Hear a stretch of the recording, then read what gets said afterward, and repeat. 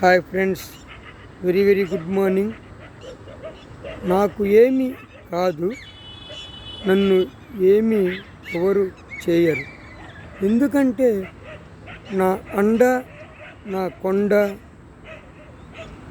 ఇది తెలుసు కదా. ఎవరు? పవన్. ఒక మంచి వ్యక్తి మన వెనకున్నంతకాలం మనకి ఏమీ జరగదు, ఏమీ అవ్వదు.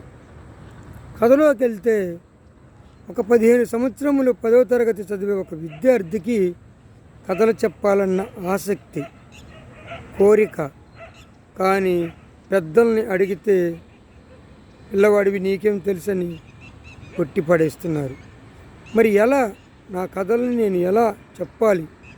నాలో ఉన్న కొత్త తరాన్ని ఎలా బయటికి తీయాలి అనుకునే సందర్భంలో 4-5 క్లాసులు పిల్లలు అతనికి తారసపడ్డారు. పిల్లల కథలంటే ఆసక్తే, కానీ ఊరక వినరు.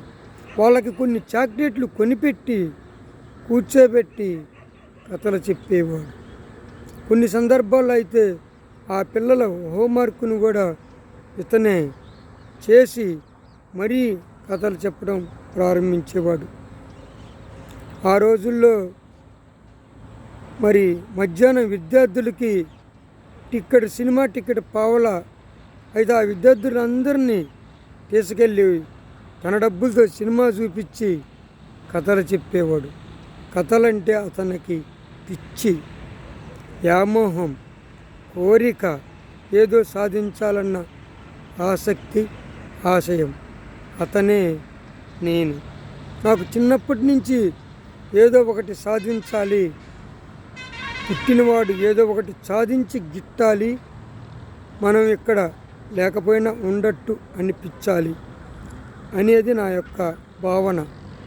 కాబట్టి నేను అన్వేషిస్తుండగా నాకు దైవంలాగా నాలో ఉన్న భావాలని అన్నిటినీ చెప్పుకోవటానికి యూట్యూబ్ తారసపడింది.